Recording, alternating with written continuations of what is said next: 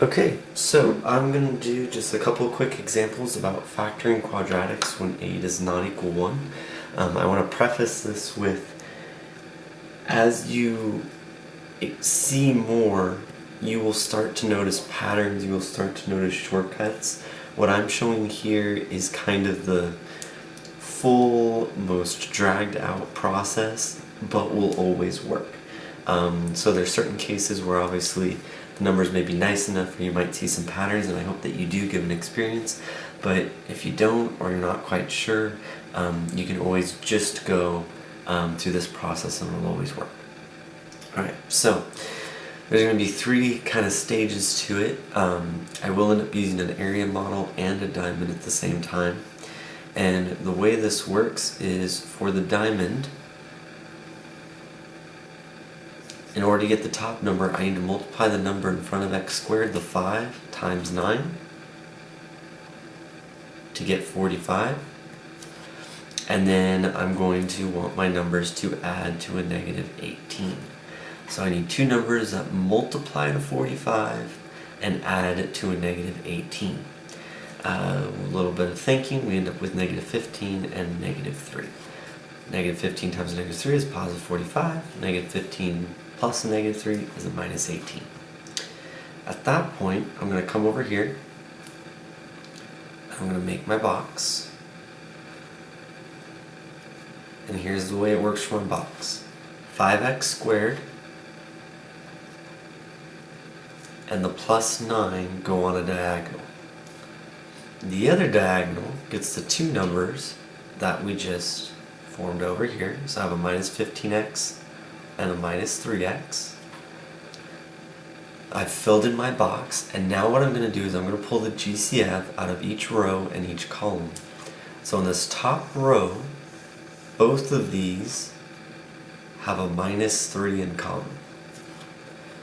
There's a 3 in common in both of those. Down below, they both have an x. First column, there's a 5 in common and there's an x, so I'm going to pull out a 5x.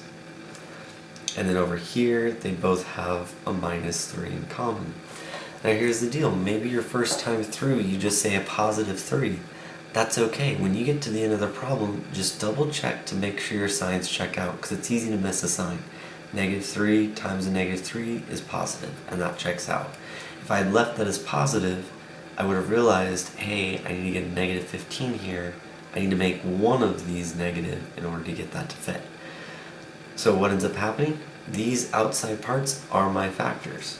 So 5x squared minus 18x plus 9 is the same as x minus 3, 5x minus 3. Okay? So all I'm doing is I'm multiplying the first and the last number together to get the top, find my 2 values, but then I need to put them in an area model and pull out the GCFs. These, when a is not 1, these aren't my values inside of my parentheses. Okay? Let's go ahead and take a look at another example. This time I have the following: 15x squared minus 27x minus 6. Okay?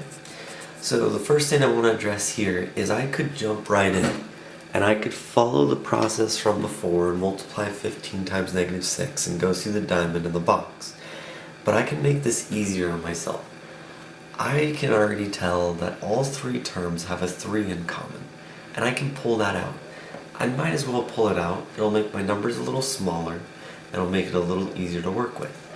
Now be careful, I'm not setting it equal to 0. I can't just divide everything by 3. I'm factoring. So I'm going to pull that 3 out and imagine what needs to go in place for each of those spots. So in order to figure out what goes in place, I'm going to think about 3 times what gives me 15x squared. Well, that would be 3 times a 5x squared. And then I keep going down my list. 3 times what gives me a minus 27x. That would be a minus 9x. And then finally, 3 times what gives me a negative 6. That would be a minus 2. Just double check real quick. 3 times 5 is 15. 3 times a negative 9 is a negative 27. and 3 times a negative 2 is a negative 6. Now, all I'm going to do is focus on factoring this part right here. So just like last time, I'm going to make a diamond. 5 times a negative 2 is a negative 10, and I need to add to a negative 9. So I need two numbers that multiply to a negative 10 and add to a negative 9. It takes a little moment to think about, but that's going to end up being a negative 10 and a positive 1. Okay? Negative 10 times a positive 1 is a negative 10. Negative 10 plus 1 is a negative 9. So when I come over here and make my box, it just takes a moment. Same as before, the 5x squared and the minus 2 are on a diagonal. And then on the other diagonal, I'm going to have a minus 10x and a plus 1. Okay? Just like before, pull out GCFs all the way across. So this first row has a minus 2 in common. Forgot the x there. Whoops. This row right here has a 1x in common. Right here has a 5x. And right here has a 1. Okay? So if I take those values, I get the following. 15x squared minus 27x minus 6 is the same as, don't forget the 3 from before, and then my first factor, x minus 2, and my last factor, 5x plus 1. And that would be my end result.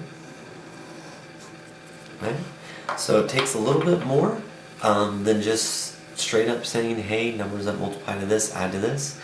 But it's not too long of a process, and it will always work. Again, as you keep doing more, hopefully you'll start to see the patterns quickly, and there's maybe trends that you notice, but even if you don't, you can always go back to this method and know that you can get the right answer.